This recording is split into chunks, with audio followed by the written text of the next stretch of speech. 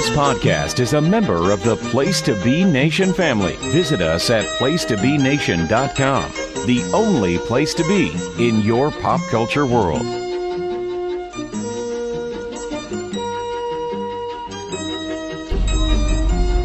Jeff learns wrestling. Jeff learns wrestling. Jeff learns wrestling. Yes, Jeff is learning wrestling tonight. This is the Professor JT with a new episode of Jeff Learns Wrestling on the go, mobile. We're in the car on the way back from Brooklyn. We're actually in Connecticut, just passing Scott Criscolo's exit, so it's all very fitting. With me is Jeff. Hi. Hey, Justin. I just want to say that I wanted to stop and say hi to Scott. And Justin said, no, it's a waste of time, and he's probably asleep because he doesn't have a life. I didn't say any of that, but that doesn't mean it's not true. So, we're bringing you this very special episode because it was Jeff Machado's first ever pro wrestling event live. Now, you claim you went to one when you were younger, you think, right? I definitely went to something that my dad took me to, and he claims that it's WrestleMania. But it was probably in Providence, and if there's never been a WrestleMania in Providence, then it wasn't WrestleMania. It might have just been like some Saturday morning thing. Probably not even that. It was probably just like a house show. So yeah, I don't remember anyone like Hulk Hogan or somebody. So it was probably just like a normal house show, if you will. Yes. All right. So anyway, so we're gonna count this really as your first experience, where you're cognizant of what's going on. So this is my first live show and my first pod blast. Is this a pod blast? We'll see how long it goes. Okay. We have about an hour and 40 minutes left of car time, so we'll see how long we go. All right, I'm going to kind of hand this over to you for a minute. I want you to just tell me, like, your expectations going into the day. Like, what did you think this was going to be? Were you excited? Were you nervous? Were you thinking, maybe I'll like it? I don't know. Like kind of take me through, like, up until we kind of got to Brooklyn. All right, so if we're going all the way back until when you and Roger the Cowboy Morissette invited me, at first I was just like, this is not actually going to happen. I was like, yeah, okay, I'll go, because that's just something you say when someone says, hey, do you want to go to this? I feel like you guys planned this months ago, and I hate going to New York City, so I just kind of said yes, figuring that I'd back out at some point, or that maybe Jeff Learns Wrestling would be canceled by the powers that be before. Anyway, when it finally was like coming up, because I've been out of work and whatever, and I'm like, oh, I have no excuse not to go, then I was like, oh, great, I'm definitely going to go to a wrestling match with you guys in the city. And my first reaction was I was nervous because I'm not a big city guy. Like, I've had to go to New York City a few times with my, like, hoity-toity friends, and with my ex, who was, like, an artist, so she would take me to, like, galleries and shit. And it's just really overwhelming. I don't like the travel situation. I don't like the traffic. I don't like navigating things. I don't like people knowing just because of the kind of t-shirt I'm wearing that I'm not from New York City. I don't like that whole thing. And if you know me at all, you know that a lot of times I go to a different city and I end up getting into the emergency room and maybe arrested. So I was kind of nervous. But when you guys were like describing it to me, first of all, you know, like, if you've listened to Jeff Learns Wrestling, you know that my knowledge has been like slowly growing, but very slowly. Like, I was thinking like WWE. I don't know what NXT is. In fact, you guys kept saying it was an NXT type thing, and I didn't take the initiative to actually read up on what that meant. So I was just kind of like thinking of it as random letters in my head. And I think even a couple days ago, I texted you and I said, we're going to the DDT show. Yes, I did. So I thought that it was like named after Jake the Snake or somebody.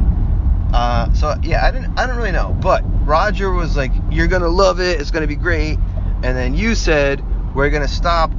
First of all, you agreed to drive. So that immediately took a lot, because I'm always the guy that drives. I'm like a really good driver. So whenever I do a road trip, I have to drive. I have to navigate. I have to find a place. I have to make all the decisions about when we're stopping, when we're not stopping. So I was really happy to just show up at your house, and you're like, I'm going to drive. We're going to go to this German bar. We're going to get bratwurst. We're going to drink authentic German beer. So I was excited about that. And then, you know, we'll see what happens with the whole wrestling match. And yes, everything was great. And when we finally got to the restaurant, I really loved the environment. We got rained on. We did get rained on. That was unexpected because it's only a 5-minute walk from where we parked to the restaurant, and then another 5-minute walk from the restaurant to the venue. By the way, I just want to give a quick shout out to Whiz. Maybe we can get them as a sponsor. But they did a great job. I booked this spot like 2 months ago for $13, and it was like maybe a 9-minute walk from Barclays. And even the guy this morning when we got there, who apparently wasn't on his shift yet, he got mad at us for having to do his job. But he was like, "How much did you pay for this?" So I got to put in the thing. And I'm like, "I don't know." He's like, "You don't know what the fuck you paid?" I'm like, "No, I don't know. I did it like 2 months ago, buddy." You just said $13. Oh, yeah, so I said 13. Well, I think it was like 13. I told him, and he just put 15 in the book.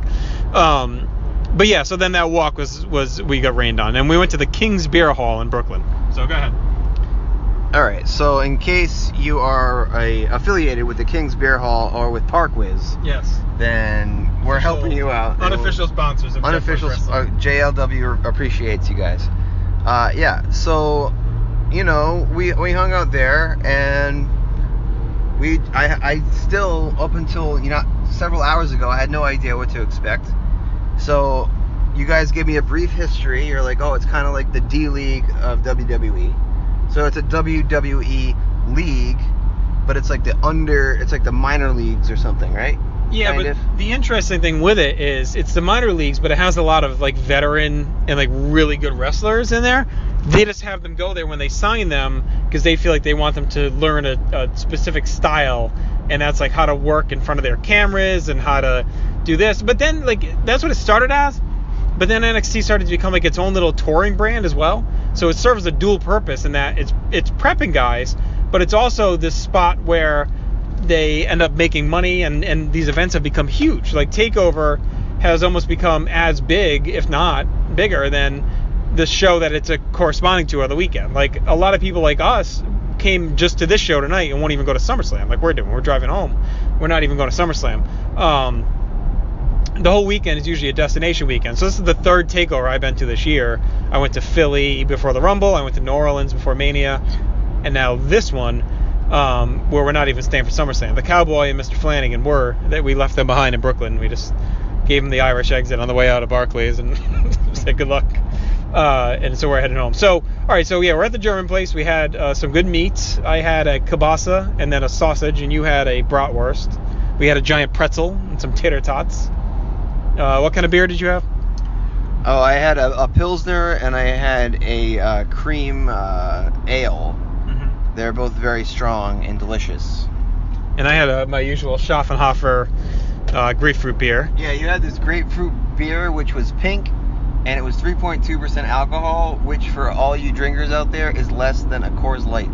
But it was perfect because I had to drive back home. So I'm like, I just want enough that I like the taste of the grapefruit. I get a little touch of a buzz. I drank 3 tall ones, though, in a pretty quick span. So I was feeling all right. And, I mean, you've also been drinking tequila in the car on the way there and now home. Yes, I have tequila in this awesome flask that was handmade by a ceramic craftsman from Western New York. So, I mean, I'm on the keto diet now, so I can't just put anything in a flask. And tequila it's made from the agave plant, so it's actually healthy. So fuck you. But everyone's just laughing because I said you had a bratwurst and you had this cream lager and everything else. But yes, we're all ketoing here. Those are my cheat points for the week. Okay, all right. All right, so we walked over to Barclays. We met with Mr. D'Amato. Did a few laps around the arena. I got a shirt, and you started asking about the belts that were there. Or you said you saw people with the belts and you were asking who buys a belt, and what were your specific questions around the belts? Because then we walked over to the section that had the belts for sale. They have this mini section with this big table with every belt. Talk about the belts. Yeah, so when it comes to the belts, I had 2 different questions. Number 1, there were people who are attending the match with belts. Okay, that seems crazy to me. They're actually carrying belts around their head. Is this still on? I pressed the button. I think so. Let's see. I'm sorry. Yeah, we're still recording. Don't touch any buttons. Just hold it. Yeah, this is like an iPhone or something. It's a recording program. I apologize. Anyway, all right. So there were people carrying belts. Mm-hmm. All right. So this really shocked me because they were not, 5 years old. If you go to a baseball game, you will see the occasional 5-year-old carrying a baseball glove, but you will not see a 35-year-old man carrying a baseball bat. Well, you will see some with a glove. There will be some with a glove, but I don't equate a glove. If you have a belt, that's like carrying around a trophy. Right. If I went to a Red Sox game and I carried around the World Series, a replica, not the actual, a replica of the World Series trophy from one of their World Series championship years. Yep. It didn't make any sense to me. So I'm looking around. I actually saw a lot of guys carrying these things. So I asked you guys, is this like common? And you're like, it's kind of bulky and frowned upon, but yes, they will let you in with a belt. And I just don't get it. Like, what are you doing? Are you paying tribute to a particular wrestler? Like, oh, I'm carrying this belt because the time I watched this wrestler win a specific championship, it was really important to me. No, I think they were just carrying them around because I think they look cool, which doesn't make any sense. So that was my first thing. The second thing is the actual belt itself, because we all know, all right, the claret jug in golf or the Stanley Cup in hockey. What is the actual value of these belts? Is there just one belt that gets passed around? Is it actually made of gold? Is there like jewels in there? Does every champion get to keep their own belt? Like, does Hulk Hogan have a bunch of belts in his house that are actually real? If I wanted to buy like the Ultimate Warrior's Intercontinental Championship belt, could I just buy it? Or does he have it? Or is there only one I had so many questions. And you know what? They're still not really answered. Although there was a table that you guys brought me to that had like this display of all the belts, which is kind of cool because it was actually, you saw people going around, oh that's the Intercontinental belt. That was really nice. Are you mocking me? Because that's what I was explaining to you. No, I was mocking some other guy I heard behind me. It's like, oh, that's the original one. That's the globe and whatever. That guy changed it on. I don't know. I just don't get the whole, like, I am a big, you guys on PTB, you all know, I'm a big uniform guy, I'm a big trophy guy. I'm a big, like, I'm like Oscar Wilde. I like really fancy shit.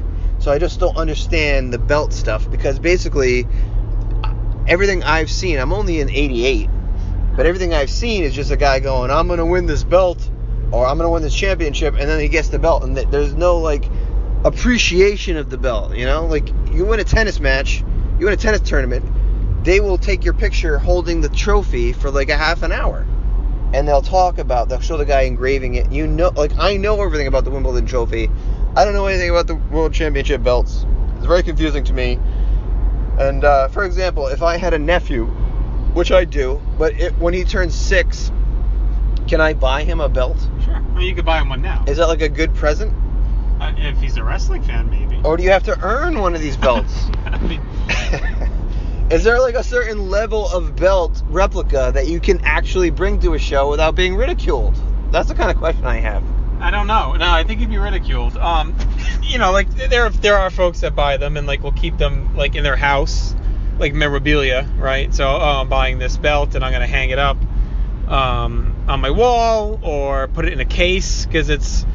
It's whatever. I'm a diehard wrestling fan, and it's cool to have their championship belt on display. All right.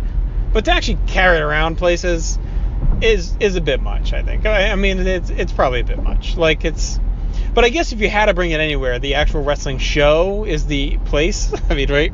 No. Okay. If you have a belt, you don't bring it anywhere. No. You just keep it in your room or in a trophy case. Right. Yeah, trophy case. You can't bring it anywhere. So I'm pretty sure wrestlers at least used to like. If you were champion, you were responsible to tote the belt around, like through airports and everything else. And then I'm pretty sure if you won it, you were then given like a replica version that you would keep. Now, I don't know if you get it for every time you win it, or if it's just like once you win it, you get that replica and that's it. You know what I mean? If like Ric Flair. There's not one belt with all the champions' names engraved on it. No, right. What they actually do is some belts, like they'll take the little plaque off that has the name. Like, I don't know if you noticed in the video package for the main event, like they were showing them putting like the Champa plate on it. So they'll take it off and on, like for the champion. They'll put the name on it. And then that name will be on there while they're champion. I apologize for the navigation if you're hearing that in the background. But, all right. So anyway, belt aside, we get to our seats. What were your first impressions? Because I kind of said it on the way down. I'm curious, how you're gonna, the sensories around you, how you're gonna absorb all those, because it's your first time going to a show. It's your first time seeing NXT. It's your first time being at Barclays. So there's so many parts of things to take in. It's you've never been around a crowd like that, which I had said, and you realize after it's a very vocal NXT crowd, especially on a destination weekend like this. So you had to take in the crowd, you had to take in the ring, the atmosphere, the seats, the arena. What are you thinking as you come in and sit down and we're kind of settling in for that half hour or so that we were there before the show started?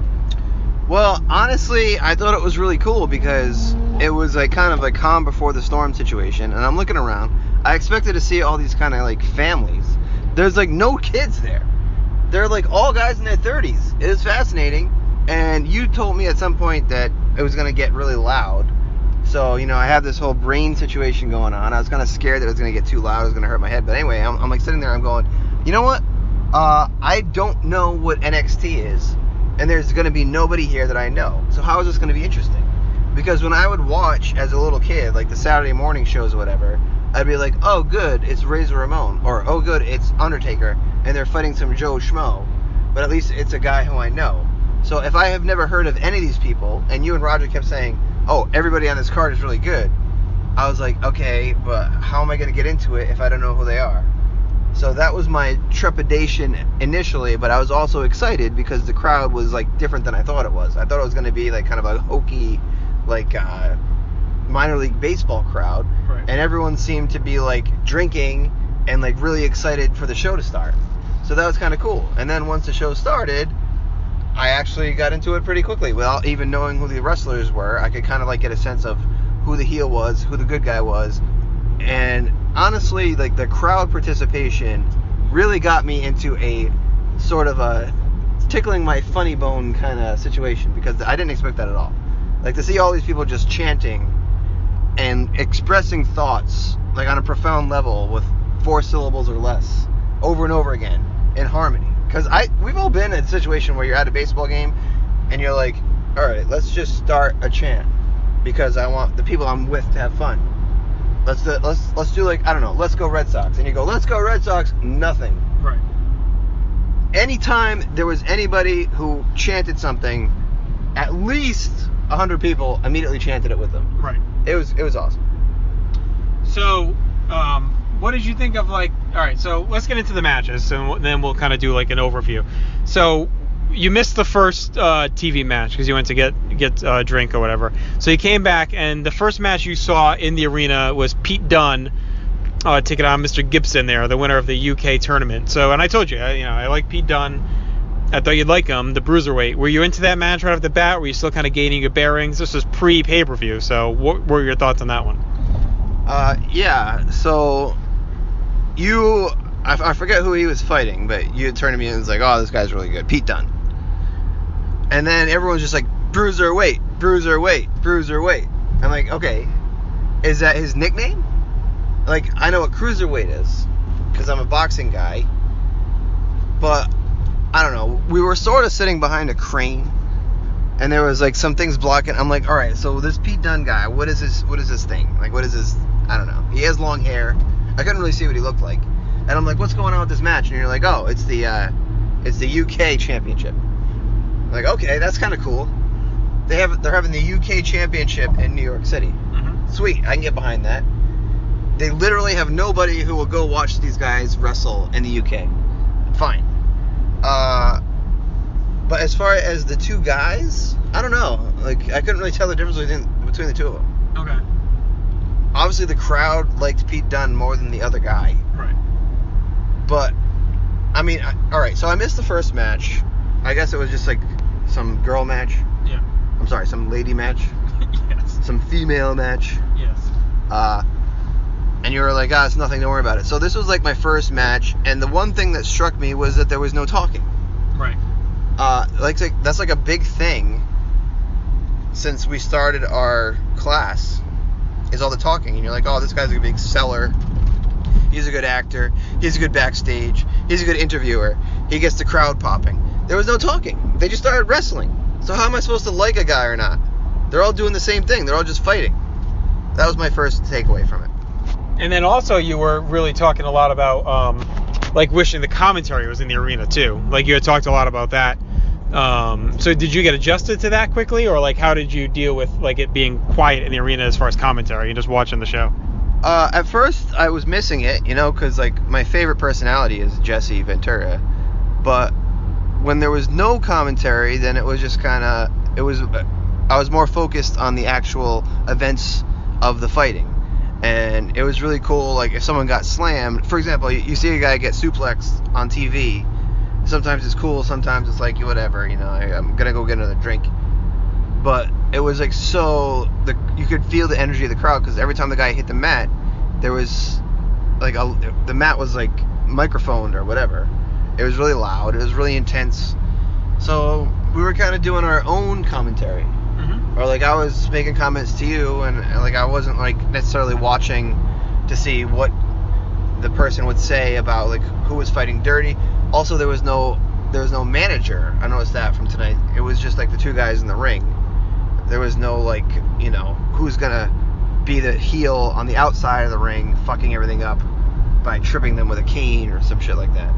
So it was all just kind of like, oh, that was a good move, or that was a good move, or the crowd really liked that move, or the crowd really didn't like that move. It was kind of like I don't know. It was definitely very different. It was unique to watching it on TV for sure. It was very intense. All right, so then the pay-per-view started, and we get to the opening match, which was Mustache Mountain taking on the Undisputed Era. You initially took to Mustache Mountain. You got behind them pretty quickly, and this was like really, I mean, that Pete Dunne match was good, but this is like probably the first great match now you've ever seen live. It was really, really good. So what were your thoughts? Like, you didn't know either of those teams. You're just settling in, and you seem pretty entranced and into the match as it went along. And like there were a few times where you kind of, I saw you shift in your seat or sit up, and we're like, whoa. It's like, what are your thoughts as like that's unfolding? Like, knowing you're seeing like just a really good match live for the first time. Yeah, I was rooting for Mustache Mountain because their name is Mustache Mountain, and they have mustaches, and obviously my big thing is like sex, and it's like a lot of sexual jokes you can make about a mustache. But yeah, I thought it was great. I thought they were both like going at each other pretty good. There's a lot of great moves. My favorite move was like one of the mustache guys jumped through the ropes to the floor area and knocked out a guy. But alright, so the Pete Dunne match was good. I feel like you're underselling my enjoyment of that match. I just didn't really know. I didn't really get a sense of Pete Dunne being that great. First of all, he had long hair. The other guy was bald, and there was no hair pulling. Mm-hmm. You watch a lady match. They're pulling each other's hair. I mean, the guy's got long hair, and the crowd loves him because he has long hair. Let's face it. Like, everyone's like, oh, Pete Dunne this, Pete Dunne that. He's great. He's just good looking. That's why everyone likes him. I didn't see anything special. Anyway, so back to the mustache guys. What I really noticed, because our seats were pretty good, they're sort of like medium level. They're not like Donald Trump seats, but they're also not nosebleed seats. But like seeing someone get hit, hearing like the slapping noise, or seeing somebody like fly off the top rope, grab someone's head, and pull them to the mat, you're like, wow, that really hurts. And that's when I started to think, these guys are hurting each other. And I started to think about like the psychology of acting but also fighting. And both teams were like both into it, like equally as intensely. I wasn't really sure, because we started getting into like the chanting. And this, every time there was like a chant, there'd be like, who are the other guys? Undisputed Era? Yeah, it'd be Undisputed, Mustache Mountain. Right. So I was like, okay, so this is like a 50-50 thing. I don't know who everyone's behind. There's no like heel, like clear-cut face and heel, or if there is a face and heel, people like the heel just as much as the face. Or they just like to chant about them. They may not like them. I thought it was like a thing, like, yeah. Oh no, fuck you. No, it kind of is. Yeah, no, yeah. No, I like Undisputed. Oh, you like Undisputed? Fuck you. Yeah. You don't like the good guys. You're some kind of twat. So now you were confused by the finish of that match, right? Yeah, I thought the mustache guys won, and apparently they didn't. And I really can't wait to watch this, because in my head, what happened was the big fat mustache guy got knocked out, and then the skinny mustache guy went over the top of the rope and pinned the other Undisputed guy. And then everyone went crazy, like, yeah. I'm like, oh, good, the mustache guys won, but then you're like, oh, no, they didn't win. Yeah. And then the War Raiders came out, and that was kind of a cool moment. What'd you think of that? They beat up the champions. Well, I was very confused at this point, because I was like, why are the guys who lost holding up the belts, and then these other guys who I've never seen before start beating them up? So they're like on Team Mustache? No. They just want to beat the champions up. They're just out on their own. So they would have beaten up the other team if they had won too? Yes. Well, that's kind of a douchey move. No, they want the belts. Who even invited them? Nobody. If you want the belts, then you should get your own match. Yeah. I've always hated this about wrestling, this whole post-match stuff. Like, oh man, we just had a 15-minute match. We are tired. We are bruised. We probably have a concussion. The crowd's going crazy. We're holding up the belts, but then some asshole from the backstage comes in and hits us from behind. Like, fuck you. Yeah. That is not cool. We don't need that. No, I mean, they're probably mad. They should be mad. Okay, so that was the best match of the night for you at that point, obviously. It was only the second one. Next up was Velveteen Dream taking on EC3. So any thoughts on that one? Velveteen Dream. This was the first match where I was like, wow, the video intros are fucking amazing. Right. Like, I had never seen either of these guys before, and it didn't matter. Like, I was totally into the match just because of the video intro. And then I started to think, oh, who is behind making these video intros? Maybe I could get into this kind of work. Maybe, like, you and I could do, like, a video intro for Jeff Learns Wrestling, where, like, people are like, I don't know what this podcast is about, but this video segment is so great. Now we're going to listen to it. I think that could work. Anyway, Velveteen Dream. I thought he was pretty cool. But then this other guy, EC3, he has, like, a really nice body. Yeah, oh yeah. He's totally jacked. Like an Adonis. And I'm starting to wonder, like, how is he going to lose? And the answer is simple. He's only going to lose because people want the white guy to lose. And because the Velveteen Dream is a cool name. It is a cool name. Because, like, in any kind of fighting, in any world or set of rules, that guy's never going to lose. He should be, like, the champion. He is, like, 6'9", 375 pounds. Like Rick Rude fat levels. And he loses. It's kind of a bummer. I don't know. It kind of takes away some of the authenticity from me. How do you feel about it? So you're saying that it's not believable that Velveteen Dream would win that match? Is Not that believable. Okay. Well, so is EC3 not in the top 1% then? No, he is in the top 1%. Okay. As his song states. Many times over. He is the top 1%. He's the top 1%. Yeah, I mean, Velveteen's... he's a better wrestler probably than EC3, but EC3's obviously got the look. But I guess, like, the top 1% of what? 1% Humans, of, just humans. Well, then, all of these wrestlers are in the top 1%. If it's the top 1% of NXT wrestlers, Right. then yeah, he should never lose. Okay. I think he's just saying I'm in the top 1% Like in the world. top 1% best looking people. Like, you and me are in the top 1%. Correct. It doesn't really matter who else is out there. Like, we're in the top 1% of good looking people. Correct, yes. In the world. In the world. Yeah. As you can see by our picture on Jeff Learns Wrestling Facebook page that we took tonight. If you agree, like that picture on Facebook. If you don't agree, like it. So our next match was what you've dubbed your match of the night. And that was Adam Cole... Baby! Taking on Ricochet. So I indoctrinated you really quickly to the Adam Cole Bebe thing right before he came out, so you'd be prepared for it. Was it as great as I said it would be? Man, people fucking love saying that, and I'm like, this whole Adam Cole Baby thing is like a really big like moment in my life, because I am just like, it's an epiphany. Simplicity is all it is. All you need is one little stupid thing. It's like, think of our favorite show of all time, right? Seinfeld. Mm-hmm. Any given episode of Seinfeld, we're talking about 22 to 24 minutes of content. And it was so simple. It was based around some stupid thing that happened to a couple people, or some stupid joke, yada, yada, yada, whatever. And it's like billions of dollars. People love it. They can't stop watching it. Adam Cole, baby. Jeff Machado, baby. Why the fuck haven't I come up with something like that yet? Yeah, I don't know. I don't know why. You should, though, because it's great.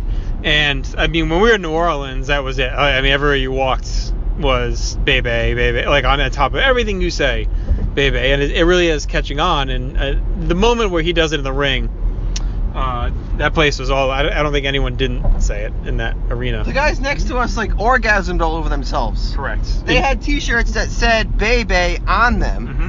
And then it was like, Adam Cole, baby, Adam Cole, baby, baby. And then he's just standing there. And everyone knows what's going to happen. Right. Everyone knows when the music's going to go down. They know what he's going to say. And then it's like, baby, I am so happy I spent money on this show. Just because I could say those two syllables that are actually one syllable, repeated. And speaking of crowds, it was around this time that Heavy D and the boys came in. Yeah, Heavy D was represented in the row in front of us. Yes, he was finding love, figuring out what to do with it. Yeah, so that was good. All right, so first time I've ever seen Ricochet. Thoughts on him? Funny story, the cowboy and his little guy Ryder were wearing t-shirts that said Ricochet, and just this very night, I asked Roger, is that like a league? And he's like, no, it's a person. I was like, oh, so there's a guy named Ricochet, cool. Because there's no picture of a guy on it, so how the fuck was I supposed to know? So this gives you an idea of like the extent of my knowledge. I never even heard of Ricochet until tonight. Right. And he's fighting Mr. Bebe, that everyone loves to say, guy. How am I supposed to root for him, right? I'm like, no, I'm going to root for the guy, because I want to say Bebe as many times as possible. Right. But let me tell you something. Ricochet, not a human being. He is not a real person. He was like jumping in the air backwards. He is like a fucking Avenger. Yeah. He was doing somersaults, and after the second somersault, his body would stop before hitting the ground and go in the opposite direction. It didn't make any sense. It's insane body control. Like I can't even process what goes on to get your body to do stuff that he was doing. It's like the video game where you press the B button if you're like Chun-Li and you go spinning up in the air and then stop and you spin a couple times and then you come down. Right. It doesn't make any sense. That's what it looked like. It's like I was B buttoning the guy. Fucking incredible. So what made this your favorite match? Well, they both had really good moves. The crowd seemed to be like 50-50 split for both of them. So every time they landed something, it got like a huge buzz. Ricochet was just like really impressive to watch, like his physical ability. And Adam Cole was like almost as impressive, not quite as impressive, but he did land a couple of really great shots, which also made me just love Ricochet more, because I'm like, wow, that guy just took an awesome shot. And they both had really cool pants. It was definitely the best fashion match of the night, for sure. Okay. Yeah, I mean, I thought that this was like the last match. What I didn't realize is that they try to slip words in there, the North American title. Right. So not like, if you're from Africa, you don't get a shot at this one. You only can be from Canada, Mexico, well, the United States. I think what they're saying is it represents North America, whereas the other title represents the world. Like, right. You're champion of the world. You don't have to be from the world. Okay, so fine. So if you're a kid in Germany watching NXT wrestling, you don't care about this match. It's not your well, no, title. You do, but I'm just... Yeah, right. Okay, fine. Whatever. All right. So, at this point, you went to go get a drink and take a piss, and you missed a bulk of Kairi Sane taking on Shayna Baszler, which was great. So, you got to rewatch that. You caught the end of it. Tell me about your trip to the bathroom, though. What happened there? Yeah, so I'm like, hey, what goes on at these matches? Like, when do I go get a beer? When do I go to the bathroom? And you're like, oh, just don't go during a match. All right, so the fucking Bebe match ends, And I'm like, sweet, that was awesome. I'm going to run to the bathroom. I'll be back in 2 minutes. I get up. I go to the bathroom. There's a fucking line. There's a line for the men's room. All right. So I understand if you're at a 17,000 person arena and it's a wrestling match, that 99% of the people there are going to be men. So what you need to do is like adjust, okay? There's 2 women's rooms for every men's room, and there's 9 guys for every woman. So you need to fucking close down half or more of the women's rooms and open them up as men's rooms, because it doesn't really matter. They're all plumbing. As long as you just change the name on the fucking... I don't need to go to a urinal. I can go to a toilet. So I stand in line for the fucking men's room. That's a good, 7 to 10 minutes. I figure I still have plenty of time. Then I go in line to get a hot dog and a beer. And I find a line where there's only 2 guys. And somehow, this takes me another 15 minutes. Because this fucking stupid bitch running the counter doesn't recognize the guy's ID. And he orders chicken fingers. And the chicken fingers are not done yet. And he's like, I really want chicken fingers. So instead of ringing me up while this guy's waiting for chicken fingers, she literally stands there and looks and just stands there and does nothing, looking at me and this guy waiting for chicken fingers for like 10 minutes. So I finally got my fucking hot dogs and my beer. I go back and the match is already starting. I'm like, what the hell happened here? It was more than starting. It was just about, I think you only saw like the last 3 minutes. I thought there was like a break. How could there not be a break? There was. You just were gone for a while. There's a break between the match. They show a commercial, then they show the build, then they have the entrances, and then the match. So, well, I go in there and I don't know who's who. Right. I don't know who's good, who's bad, who's winning, who's not winning, who the crowd likes. I just see 2 girls grappling. And then it was another weird situation where one of them pinned the other one, and I thought the one that pinned the other one was pinned. I'm like, oh, the girl in the black one. You're like, nope. No, the girl in the white one. The Pirate Princess. You should definitely rewatch that match when you do a trip through. That is the first thing. The award-winning WWE Network. I am going to watch that one. Okay. All right, so main event time. So my apologies to all the JLW fans out there. I missed the fucking whatever her name was match. Yes. All right, so main event time. Tommaso Ciampa taking on Johnny Wrestling, Johnny Gargano, and you. I briefed you. Quickly, I had you watch a video package on the history and the hate between these men. I explained what the last man standing match was. Did this match live up to main event billing for you? Yes, it did, because everyone, at least in our section, hated this Champa guy. And they loved the other guy. And the other guy, Johnny Wrestling, that's like a really fun nickname. He looks like an accountant. Like his face, he has like this haircut. I don't know why they would advise him to have hair like that. It's just like this parted. It's like the Boys Regular from the 50s. And then he just takes his shirt off and he's like in the tights and everything. I'm like, all right, that's cool. But yeah, his again, the video package really sold it for me. I was like, all right, he does not like this Champa guy. He's gonna get him this time. I really felt it. I really felt that guy, Gargano. Yeah. I also like that his name is Gargano and they didn't like go heavy on like the Italian stereotypes. Right. Because that's what I would have done. Correct. I would have had him like carry a pizza or something. Or some oregano. Yeah. So was this the violence? Like what did you do with the violence? Did it meet the feud for you? Like right away they pretty much went to it. Yeah, I thought it was great. I mean, I was gonna say to you, but we got cut off. But I've only seen a couple matches from the 80s or whatever. I start to worry about like originality. I start to worry about how many more things can these guys do, because they're already doing it. And throughout this whole night, I was like, wow, I've never seen that move before. I've never seen a guy flip backwards and hit the other guy while he's on the floor with the back of his head. Things like that. I saw a lot of original moves, and this one being like the main match, there was a lot of original moves involving props. Like, I'm like, all right, how many times can you hit a guy with a chair? Or how many times can you hit a guy with a table? But you're waiting for a guy to get counted out in a 10 count, and the guy's like, the Italian guy, he's like, all right, he's out for a few seconds.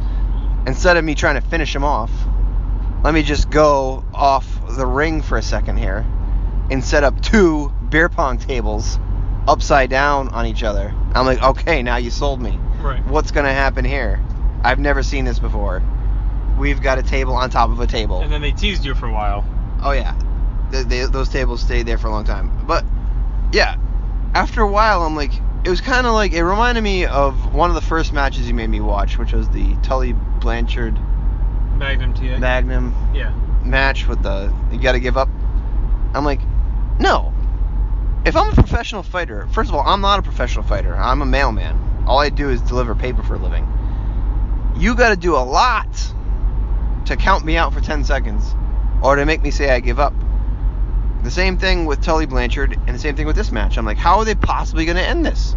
No one is ever going to stay down for 10 seconds.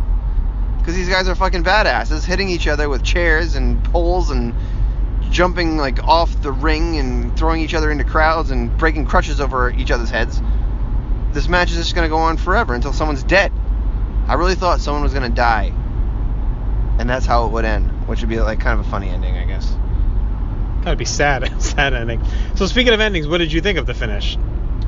The finish was good. So where we were sitting, we were kind of sitting stage right of the intro stage. So the guy was like chained up to like the part where they come out. So we couldn't really see everything, but we could get a glimpse of it on the Jumbotron. And I'm like, all right, handcuffs. Now we're talking. First of all, let's go back a little bit because I said they were doing stuff with props I'd never seen before. There was a part where Champa. Yeah. It's like Champa. Chompy chomp. Champa. Okay. He's watching the guy on the mat, and he sits in the chair. Yes. That was probably my favorite moment. Okay, not someone getting brained or suplexed. My favorite moment of the whole night was a guy sitting in the chair just to sit in the chair. Right. Next to the guy who was on the ground. That was awesome. Anyway, what about the timekeeper getting wiped out? You like that too? The timekeeper getting wiped out was also great. I mean, he was up on the table, and that's like, I don't know, 400 pounds of man just coming right straight down. That was pretty cool. So yeah, check that out on the app. However the fuck you guys watch this stuff. I just steal Justin's. Anyway, the finish was cool. Handcuffs. All right, now we could have arms getting cut off. We could have all sorts of things happening, and it's just Charlie Brown. Again, it's like Adam Cole baby. It's all the simplest things win. Like, I'm lining up to kick your face in. The match is over, but whoa! I trip and I fall, and I lose.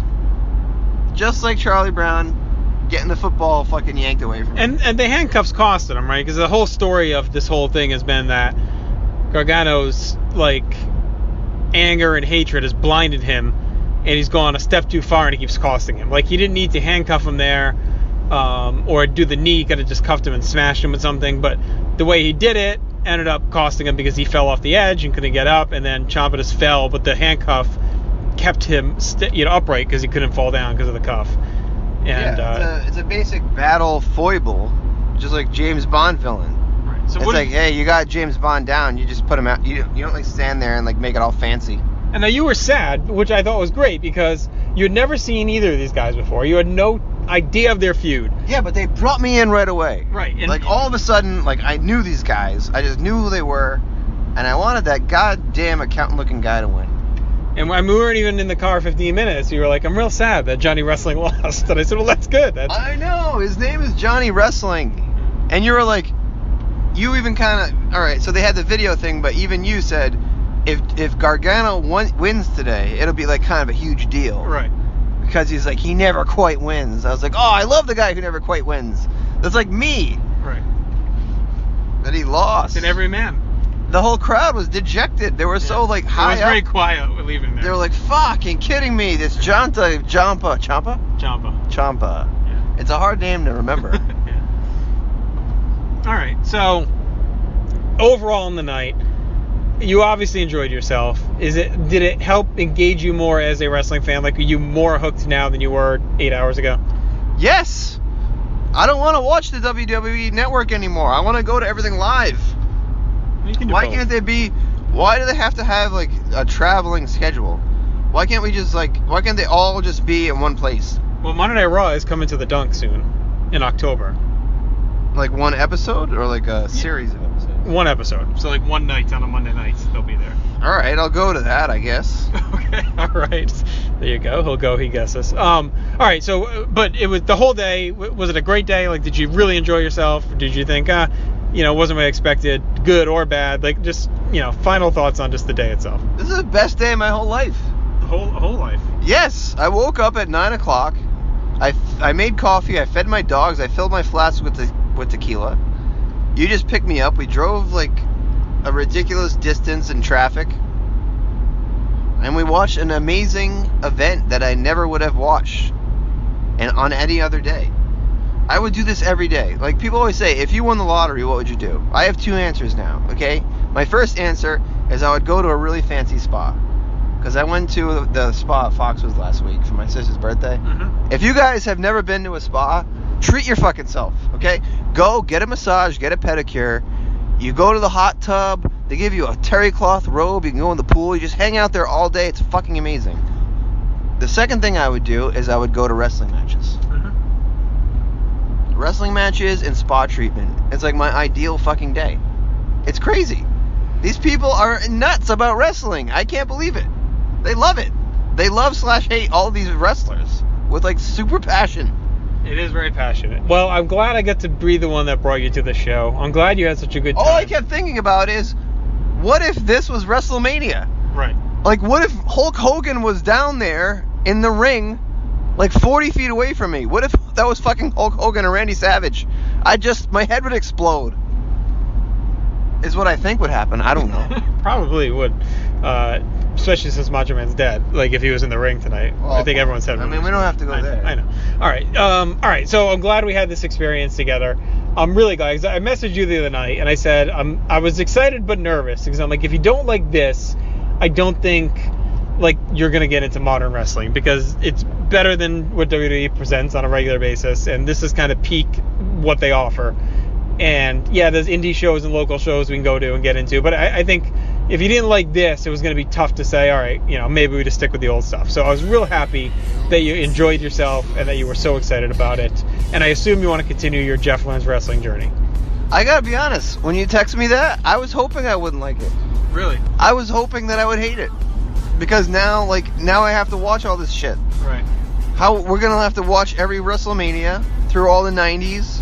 Now I gotta know, everyone kept talking about Roman Reigns. I love Roman Reigns. I hate Roman Reigns. Now you have to find out who Roman Reigns is. Okay. So on the one hand, yeah, I had a really great time. Thanks for inviting me. On the other hand, what the fuck? I have all these other things I should be doing with my life. And now I'm super interested in modern wrestling as well. So thank you, honestly and sarcastically, Justin. Well, only honestly, you're welcome, my friend. I had a great time. It was a lot of fun, a lot of laughs. Well, hopefully we'll do this again soon. But at the very least, I'm going to try and get you to watch more stuff. And we'll talk about it when we can. So check out everything we got on the Pro Wrestling Only feed, the PlayStation Nation Wrestling feed, PlayStation Pop feed. I'm going to go because we still have an hour left of driving. And it's been a long fucking day. And I'm tired of talking. So everyone, thanks for listening. Hopefully you enjoyed. I don't know if this is quite a pod blast note. We've gone 50 minutes, Jeff. So I'm going to call it an actual podcast. I still have not done a pod blast. You have not. I'm a pod blast virgin still. Yeah, this is an actual podcast. So hopefully you enjoyed this. More to come. Everyone take care. All right. Wear your seatbelt. Driving fast now. Good night, guys.